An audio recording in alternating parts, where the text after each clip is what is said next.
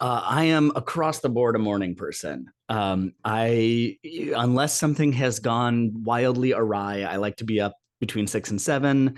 Like to start my day when it's still a little bit dark outside. I like the quiet of the morning. And it's by the end of the day, I just want to be done. so so I like to front load my days as much as possible. And so I'll usually I try to wrap recording by like 3 or 4 in the afternoon. If I have to push it to 5 or 6, I will. But I like to I like to be in my box by like 9 a.m. at the latest. I know everyone is slightly, I mean, there are some people who are crazy to me who record in the middle of the night, which I know. yeah. But and also people don't realize that vocally we can be very different times of the day. Yeah. Yeah, 100%. And just, fatigue levels, hydration levels, what did you have for lunch? Like all these things get factored in. So it's, today is a nice kind of reprieve. I'm just in prep mode today, so I'm not actually recording. So I had cheese on my eggs. Oh, I oh, know, it's just the luxury.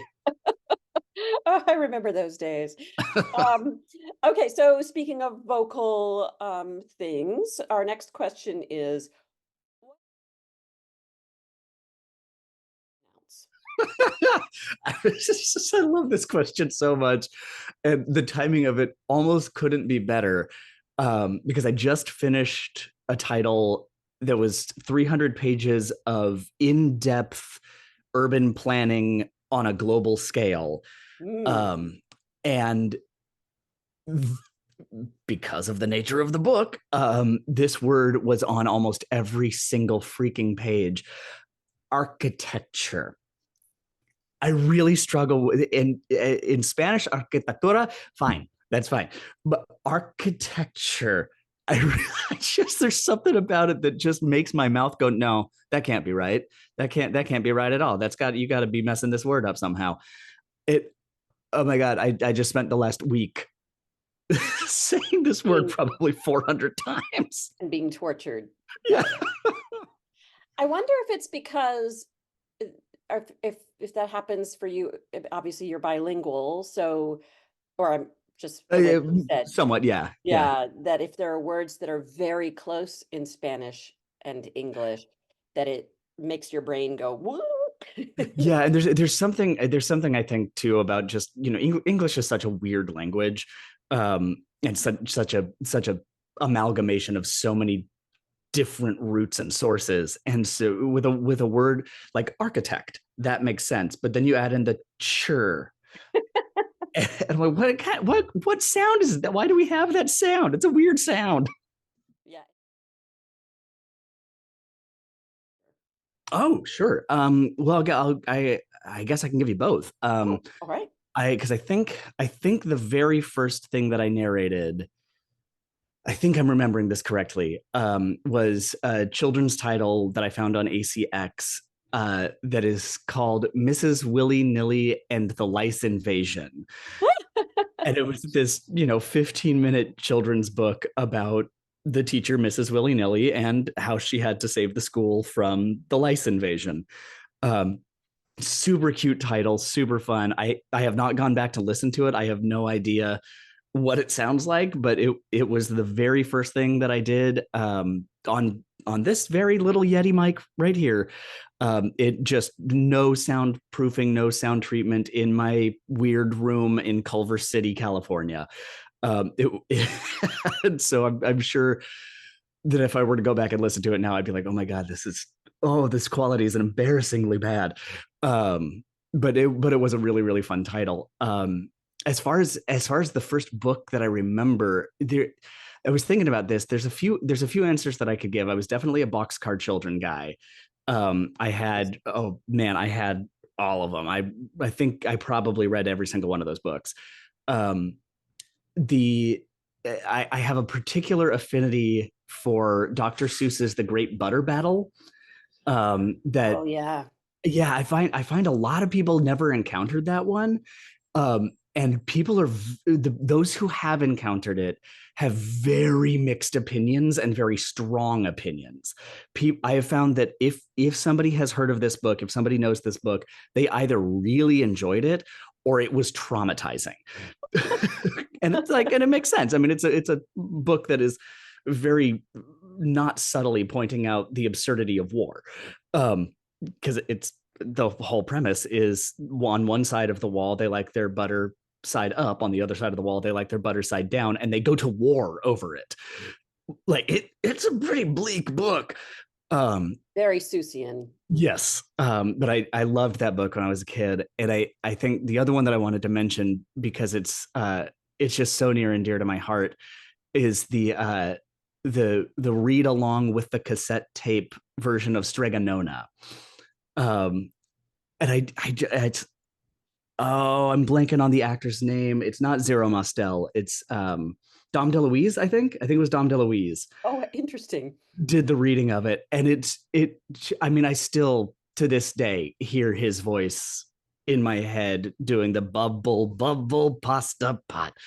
It was so, so treasured when I was a kid to listen along to that album. And perhaps led you to audiobook narration. Yep, certainly laid the groundwork.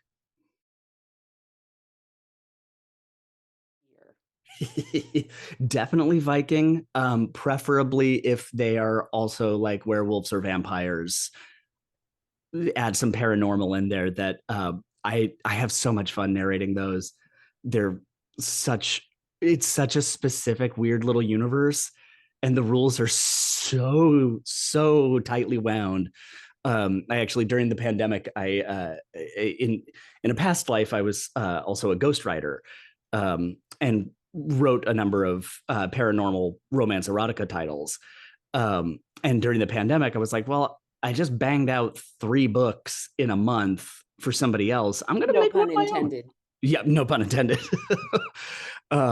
But I actually ended up writing a werewolf novella. That is available on Amazon. Wow. Written by Andrew Joseph Perez. It's under the pseudonym J. Andrews. Okay. Kept it ambiguous, but yes, Wolf Restrained by J. Andrews is And did you record it too? I haven't yet. I plan to. I've just been so busy with other contracts but I've got a little folder on my desktop that just sits there reminding me, like, the minute you have a gap in your schedule, man, you got to do this. That is awesome. This is such a good question, and I can very honestly say that this has changed within the last like 5 to 10 years. Hmm. I back in must have been like 2011. Yeah, it had to be like 2010, 2011. I was living with a friend who had a townhouse, one of those, like, it's technically 3 stories, but it's super narrow kind of constructions.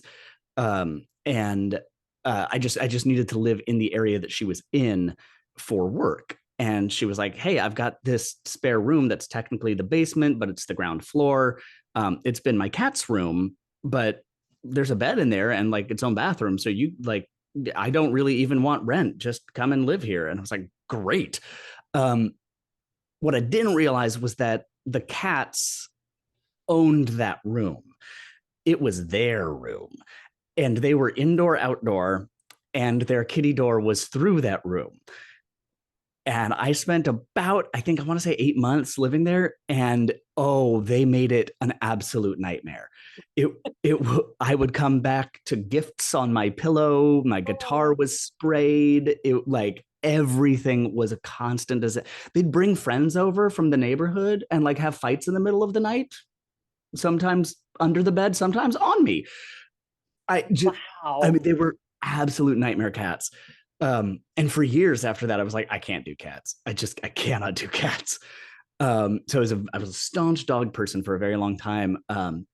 But then I ended up living with a couple other cats who were absolutely wonderful. One was the derpiest of derps. Just imagine the stereotype of a dumb black cat, and that's what he was. I miss that boy so much. He was so cute. And his sister Penny she was very standoffish, except for when she wanted pets, and then she wanted them the way she wanted them, and right now. we had our little morning rituals every morning. We'd have outside pets, and she'd be all excited. I'm like, let me get my coffee ready. Just give me like 2 seconds, and she's going meow, meow, meow, meow. And they totally reconverted me to the cat side of the coin.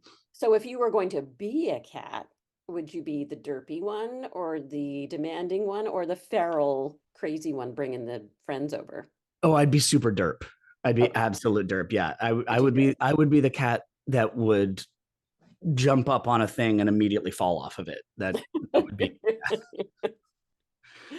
Ah, well, thank you so much. This has really been great, and we can't wait to listen to your next book. Awesome. Thank you so much.